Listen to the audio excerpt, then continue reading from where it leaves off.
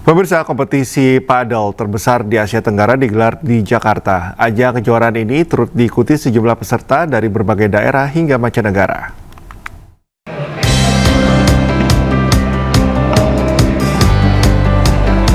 Perhelatan ajang kejuaraan padel terbesar di Asia Tenggara, Suma Open 2025 resmi digelar di Bandeha Padel Arena Ancol, Jakarta Utara. Acara ini sekaligus menjadi grand opening Suma Open 2025 dan Bandeha Padel Arena, salah satu destinasi arena padel terpopuler di Jakarta dalam beberapa waktu terakhir, sekaligus menjadi momentum penting dalam perkembangan olahraga padel di Indonesia.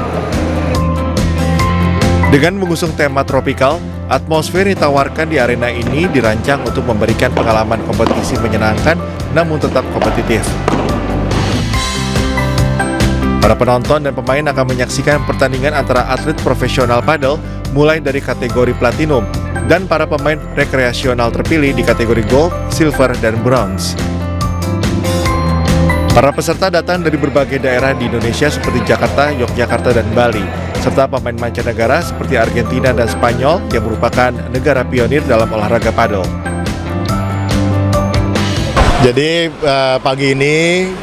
siang ini kami dari PBPI meresmikan Bandeha Padel Club pertama ya di Ancol ini, dan menurut saya ini bisa menjadi salah satu percontohan ya, tempat yang rapi seperti apa, dan saya senang juga bahwa selain grand opening mereka bikin turnamen besar langsung. Hari ini ada Suma Open 2025 yang bertepatan juga dengan grand opening Bandeha Padel Arena. Nah, Suma Open 2025 ini adalah kompetisi terbesar sampai dengan saat ini, baik dari jumlah pemain berikut juga dengan total hadiah yang diberikan. Total hadiah yang diberikan berjumlah sampai dengan jumlah uang tunai 350 juta rupiah, ditambah lagi dengan dukungan dari sponsor lainnya, terdapat voucher-voucher tambahan yang juga menjadi bagian dari hadiahnya. Keduanya berharap agar eksistensi olahraga padel semakin berkembang di masyarakat agar bisa menciptakan atlet nasional yang siap berlaga di ajang kejuaraan bergengsi internasional. Dari Jakarta, Salam Pulungan, Pandu Priyo Aji, Dede Rudi, iNews melaporkan. Pemirsa, memasuki momen arus balik libur sekolah, Stasiun Pasar Senen Jakarta ramai penumpang. Yang berikut laporan Hamzah Hasibuan dari Stasiun Pasar Senen. Ya pemirsa, kondisi terkini dari Stasiun Pasar Senen ini memang terlihat cukup ramai oleh penumpang, namun memang tidak terlalu padat. Hal ini dikarenakan memang sudah memasuki momen arus balik libur sekolah di tahun 2025 ini, di mana puncaknya ini diprediksi akan terjadi di tanggal 12 hingga 13 Juli 2025, yang mana pada tanggal 14 Juli di hari Senin ini kebanyakan anak sekolah sudah mulai memasuki proses belajar mengajar. Adapun keramaian ini terlihat di beberapa pintu kedatangan yang ada di Stasiun Pasar Senen. Hal ini dikarenakan memang dominasi penumpang ini kebanyakan hadir di Stasiun Pasar Senen melalui pintu kedatangan. Adapun data yang diberikan oleh pihak KHI ini hingga hari Sabtu 12 Juli 2025 terdapat sekitar 66.000 lebih kedatangan ataupun kehadiran dan keberangkatan dari penumpang di stasiun-stasiun yang ada di kawasan PT KAI Daerah Operasi 1. Adapun khususnya untuk di Stasiun Pasar Senen sendiri ini terdapat sekitar 34.000 lebih kedatangan yang hadir jika digabung dengan stasiun-stasiun lain yang ada di Daop 1. Ini mendominasi jumlah dari penumpang yang menggunakan kereta api, khususnya kereta api jarak jauh yang menuju ke daerah Jawa Barat, Jawa Tengah hingga Jawa Timur. Diprediksi jumlah ini juga akan terus meningkat lebih dekat ke hari di mana anak-anak sekolah ini sudah melakukan proses belajar mengajar. Ini juga akan terus meningkat karena ini sudah mendekati hari-hari berakhirnya liburan sekolah di tahun 2025. Dari Jakarta, Hamzah Hasibuan, Aristiawan, Jaka Samsa, iNews melaporkan. Ya pemirsa, lestarikan tradisi sebuah karnaval digelar di Banyuwangi, Jawa Timur. Karnaval ini menampilkan kebudayaan lokal dengan mengangkat prosesi melukat suku Osing.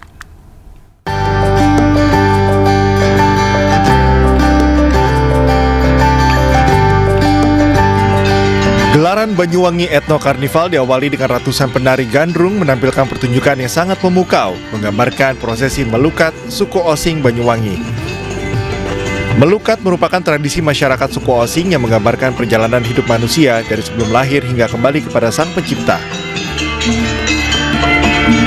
Tradisi melukat bukan sekedar ritual, adat, melainkan sarana menghubungkan manusia dengan Tuhan, alam, dan leluhurnya, juga sebagai simbol budaya dan spiritual yang menyatu dengan kehidupan yang hingga kini masih dipertahankan sebagai kekayaan budaya Banyuwangi.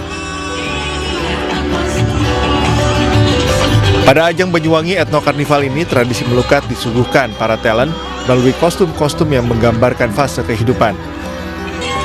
Parade ini melibatkan lebih dari 200 penari gandrung dan lebih dari 50 talent berkostum menakjubkan yang merupakan hasil kreativitas anak-anak muda Banyuwangi.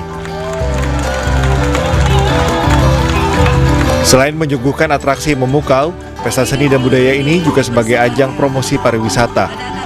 Para talent ini berjalan lebih dari 2 km untuk menunjukkan betapa kayanya Banyuwangi akan budaya dan tradisi leluhur yang terus dilestarikan. Ya, karena ini bagian dari budaya Banyuwangi yang rutin dilakukan oleh masyarakat Banyuwangi ya. Jadi ini kegiatan rutin tapi menjadi budaya dan saya rasa ini bagaimana mengenalkan juga kepada masyarakat luas buat budaya melukat ya yang ada di Kabupaten Banyuwangi ini. Apa yang bisa digali dari seluruh kekuatan budaya lokal diteruskan, dan hari ini kita bisa melihat bagaimana semaraknya masyarakat Banyuwangi, masyarakat Jawa Timur, bahkan masyarakat dunia menyambut Banyuwangi Ethno Karnival.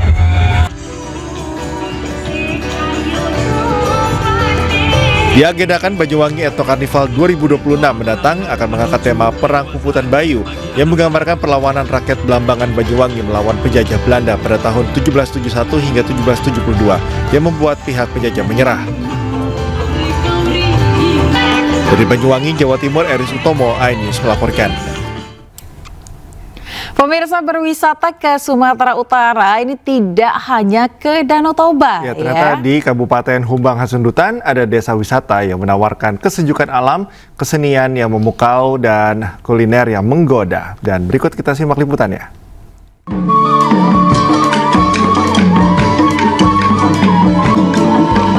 Inilah desa wisata Piarung yang terletak di Kabupaten Humbang Hasundutan, Sumatera Utara. Di sini kita bisa menikmati beragam kesenian dari suku Batak seperti tari tortor. Terletak di perbukitan selatan Danau Toba, tempat ini menawarkan udara yang sejuk dan penduduknya yang ramah. Warga desa wisata Piarung juga terampil memproduksi kain tenun ulos Batak dan kain songket tarutung. Salah satunya adalah Elizabeth yang telah membuat kain ulos dan songket sejak tahun 2017. Dari 2017 aku bertani. Bahannya apa aja nih? Kalau ini ya dasarnya ya benang putar sama benang 100 ini Pak. Apakah udah pernah menjual hasil karya Ibu? Udah banyak. Kemana yang biasanya Ibu jual? Biasanya ada yang misal dan juga ada juga toke. Saat mengunjungi desa wisata Piarung, Menteri Pariwisata Widya Putri Wardana berkesempatan membeli kain ulos Batak dan songket tarutung. Menpar juga mencicipi beragam kuliner khas seperti ikan arsik, ombus-ombus, dan ubi limi-limi. Dari Kabupaten Humbang Hasundutan, Sumatera Utara, Aris Fernando Manalu, iNews melaporkan. Pemirsa, sejumlah marbot Masjid Istiqlal mendapat kesempatan untuk ibadah umroh secara gratis. Apresiasi tersebut diberikan atas dedikasi para marbot dalam melancarkan kegiatan Masjid Istiqlal dan kenyamanan jamaah dalam beribadah.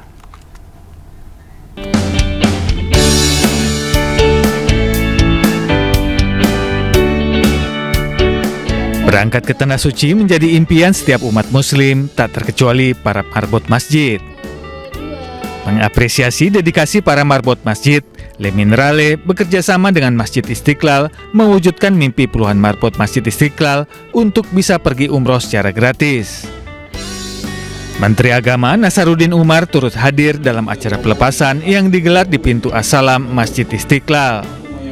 Rencananya, para marbot Masjid Istiqlal akan berangkat umroh pada tanggal 13 Juli 2025. umrah itu diberikan oleh para sponsor yang bekerja sama dengan kita, dan itu alhamdulillah ya ini air mineralnya, kemudian juga kerjasama dengan kita ya, keuntungan mereka itu dibagi ke karyawan Istiqlal.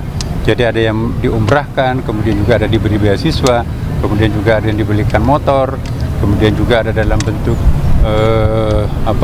pembelian bus antar angkut jamaah karyawan. Sebenarnya saya bukannya pengelola Masjid Istiqlal.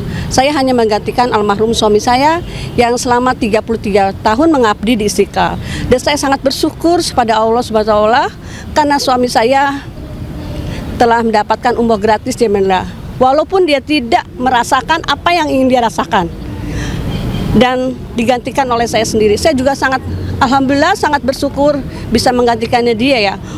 Saya diberangkatkan oleh Le Mineral ke umroh ke Masjidil Haram. Mudah-mudahan ini berkah buat saya. Masya Allah luar biasa, saya sangat senang sekali, bahagia sekali. Nggak ada yang lebih dari ini ya, karena selama ini yang saya idam-idamkan sebagai manusia, sebagai insan yang telah mengabdi di Masjid Istiqlal ini 26 atau 27 tahunan lebih kurang ya. Apresiasi kepada para marbot masjid ini sejalan dengan nilai-nilai kebersamaan dan kepedulian sosial yang diusung Le Minerale sebagai produsen air mineral asli Indonesia. Dari Jakarta, Salam Pulungan, Ahmad Zulkarnain, iNews melaporkan.